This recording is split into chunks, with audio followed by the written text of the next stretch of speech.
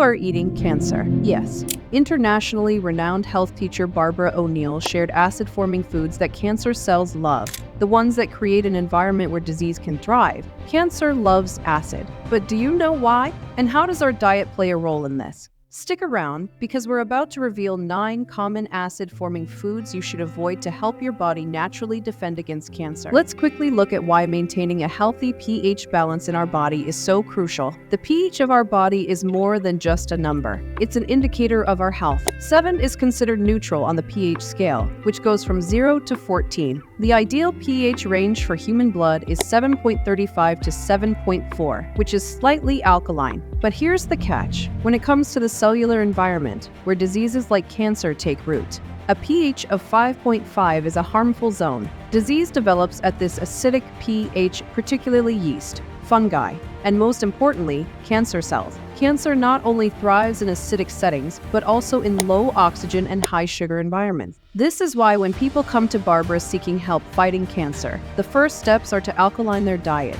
boost oxygen delivery in the body, and reduce sugars as much as possible. Now, let's dive into the top offenders' 9 acid-forming foods that cancer loves. These are foods high in minerals like phosphorus, sulfur, and chlorine, which promote acidity in the body. A diet high in these items restricts your body's capacity to keep a proper pH balance, which facilitates the development of illnesses. Food number 8 will shock you. Number 1. Imagine a dish that is sizzling on the grill and the aroma wafting into the room. It's a staple in many households, often seen as a symbol of vitality and strength. But what if I told you that this seemingly innocent choice might be creating an environment in your body that cancer loves? We may be unaware that the high protein and phosphorus content of meat is quietly shifting the balance in favor of acidity. This acidity is more than just a small inconvenience. It serves as a haven for cancer cells and fosters an environment that is ideal for illness to spread. What is the first meal that cancer cells feed on then? It's none other than processed meats and red meat, the same items that we frequently consider to be the main components of our meals. Now, consider the research by Dr. Colin Campbell, who discovered something shocking. By simply adjusting the amount of meat and dairy in a rat's diet, he could turn cancer cells on and off like a switch. This compelling discovery emphasizes the irrefutable connection between eating meat and the development of cancer. By consuming them regularly, we're not just feeding ourselves, we're also feeding the acidic atmosphere that cancer cells thrive in. Before we dive into the next food, hit the subscribe button and comment "I subscribe." Food number 2. Imagine a golden field of wheat dancing gently in the breeze. It's a symbol of plenty and good fortune that's been cherished for thousands of years. But beneath this peaceful image lies a modern problem that's contributing to the rise in cancer and other diseases. Long ago, the wheat we consumed was a simple grain with a fragile protein structure that our bodies could easily digest. But this wheat changed significantly over time, especially in the 1950 EA. With the process of hybridization, which is intended to boost crop yields, modern wheat has diverged greatly from its ancestral wheat. This modern wheat, with its complicated gluten structure, is loaded with acid-forming elements like phosphorus and sulfur. And it's not only about gluten intolerance. This wheat is contributing to an acidic environment in our bodies, making it easier for diseases to take hold. Consider all the things you eat, such as bread, spaghetti, cookies, and more, that include this modified wheat. We unintentionally increase the acid load in our body each time we eat these staples.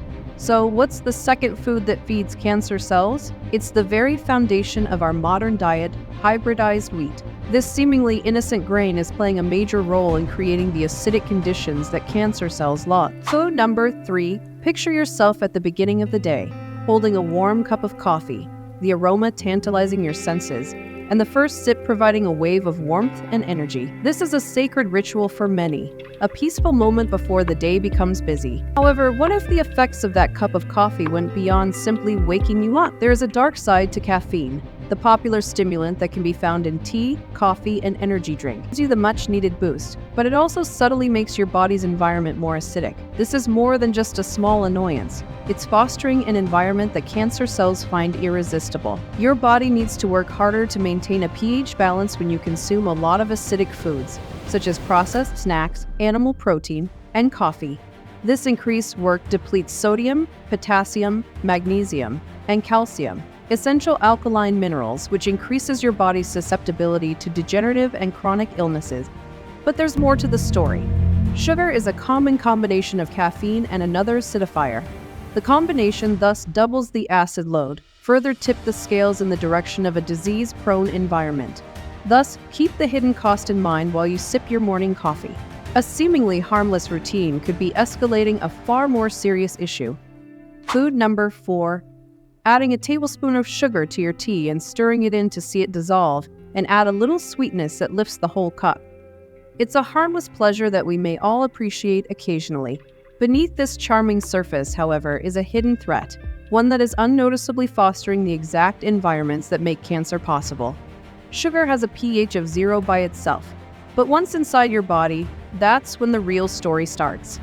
Lactic and acetic acids are two of the acidic byproducts that sugar makes during its metabolism, which is mostly handled by the liver. These acids increase the overall acid load in your body, which fosters a disease-prone environment. But that's not the only problem. The process of metabolizing sugar also depletes your body of essential alkaline minerals like calcium, magnesium, and potassium, minerals that are crucial for maintaining a healthy pH balance. The more sugar you consume, the more these minerals are drained from your system, leaving your body vulnerable to chronic inflammation, gut imbalances, and ultimately, a more favorable environment for cancer cells. And there's another layer to this story. Sugar doesn't just affect your body's acidity, it also alters your gut microbiome. By promoting the growth of acid-producing bacteria, sugar further contributes to the acidic burden on your system. So, as you enjoy that sweet treat, think about the long-term impact it's having on your body. What seems like a small indulgence is actually creating the conditions that cancer loves.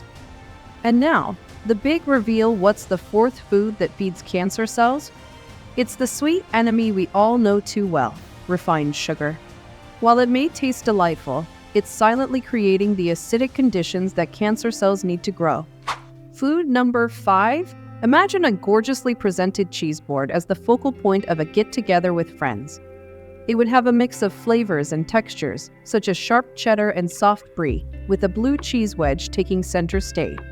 Cheese is frequently associated with indulgence and is a delicious dish that elevates any gathering. But while you enjoy every meal, there's a secret beneath the surface that might be fostering the same circumstances that cancer cells love to feed on. Aged cheeses, especially blue vein varieties like blue cheese, are more than just rich in flavor. They're also rich in acid-forming properties. The mold in blue cheese, which gives it that distinctive taste, also adds to the acidity in your body, creating an environment that is far from ideal for your health. But the story doesn't end with mold. Dairy products in general are classified as acid-forming due to their high levels of protein and phosphorus. The longer the cheese is aged, the more acidic it becomes, intensifying its impact on your body's pH balance. Even less aged cheeses, like cheese, while delicious and often considered a luxury, is doing more than just satisfying your taste bud. It's contributing to an acidic environment that cancer cells find irresistible. So, what's the 5th food that feeds cancer cells? It's the indulgence that many of us love, aged cheese. While it might be a treat for your palate, it's also adding to the acidic conditions that cancer cells need to thrive. Food number 6. Picture a calm evening. Maybe it's the end of a long day, and you pour yourself a glass of wine and savor its velvety flavor and calming effects. For thousands of years, alcohol has been a component of human society and has been enjoyed at ceremonies, social events, and downtime. Have you ever thought about what that drink is actually doing inside your body? Though when you sip it, wine, beer, and spirits all include alcohol, which is more than just a soothing drink. It is an effective acid former. Your liver works very hard to break down alcohol when you drink it, creating acidic byproducts like acetic acid in the process. Your body's overall acid load is increased by these wastes, which makes the environment unfriendly for your cells and tissues. However, alcohol's effects don't end with acidity. It also interferes with your body's detoxification process, making it harder for you to properly remove toxins from your body and affecting liver function. This, in turn, makes it easier for diseases, including cancer, to take hold. There's also another unspoken risk. Sugar, which increases acidity and fosters the growth of cancer cells, is a common ingredient in many alcoholic beverages. So consider the hidden expense while you sip your wine or cocktail. A seemingly innocuous pleasure could be feeding the very conditions that cancer cells thrive in. Food number 7. The center of your house is your kitchen. While creating a delectable dish, you're heating up a pan and adding a little cooking oil. A delicious meal is promised by the sound of food sizzling in the pan and the aroma filling the space. Cooking oil is an essential component of nearly every recipe and a kitchen staple. What if, however, the seemingly innocuous bottle sitting on your counter was concealing a health-threatening secret? Canola, vegetable, and soybean oils are examples of processed oils that have undergone significant refining, bleaching, and deodorizing. All of the natural nutrients are removed during this process, leaving behind a product that is low in the healthy omega-3 fatty acids and rich in omega-6 fatty acids. While omega-6s are necessary in small amounts, an excess of them can lead to chronic inflammation, a condition that creates an acidic environment within your body. But there's more. During processing, these oils are frequently heated to high degrees, which not only modifies their chemical structure, but also creates dangerous trans fats. Trans fats are well known for raising dangerous cholesterol, blocking arteries, and most concerning of all, creating an acidic environment that supports the growth of cancer cells. Think about the real effect that oil is having on your body when you pour it into your pan. Food number 8. Imagine reaching for that little packet, the one that promises all the flavor of sugar without the calories. You rip it open and add it to your coffee, satisfied with your decision because, well, it has no calories. People who want sweetness without the guilt now turn to artificial sweeteners. Still, what if these wonders of 0 calories were actually doing more harm than good? Artificial sweeteners are chemical mixtures that fool your taste buds into thinking you're eating sugar. However, their actual effect is to perplex the natural functions of your body. Your gut flora may change as a result of these sweeteners, creating an imbalance that encourages the growth of pathogenic microorganisms. This imbalance not only affects digestion but also contributes to an acidic environment in your body. Moreover, some studies suggest that artificial sweeteners can actually increase cravings for sweet, high-calorie foods, leading to weight gain and a higher intake of acid-forming food. The result? A body that is more acidic, more inflamed, and more vulnerable to the conditions that cancer cells thrive in. As you stir that sweetener into your drink, consider what's really happening inside your body. That 0-calorie packet might be free of sugar, but it's not free of consequences. Food number 9. Picture a normal afternoon when you take a quick snack break to fuel your day. You reach for a packet of cookies, a bag of chips, or perhaps a salty cracker. These processed treats have appealing packaging and the ideal crunch, making them impossible to resist. However, what if this ease was a front for a more dangerous reality? Processed snacks are frequently high in sugar, bad fats, refined wheat, and artificial additives, all of which cause your body to become acidic. These snacks are the definition of empty calories. They contribute to your body's acid load while providing little to no nutritional benefit. The fast breakdown of refined carbs into sugar raises blood glucose levels and causes an insulin surge. This rise in insulin not only encourages the storage of fat, but also feeds the acidic environments that cancer cells love. But it's not just the sugar that's the problem. The unhealthy fats used in these snacks, often in the form of partially hydrogenated oils, further contribute to inflammation and acidity. And let's not forget the artificial flavors and preservatives that add to the toxic load your body has to process. As you enjoy that quick snack, consider what's really happening behind the scenes. What seems like a harmless treat is actually feeding the very conditions that allow disease to flourish. I know you all must be thinking that, if these foods are so harmful, what should you eat instead? Don't worry, I will make the next video on foods that kill cancer, and I will meet you there.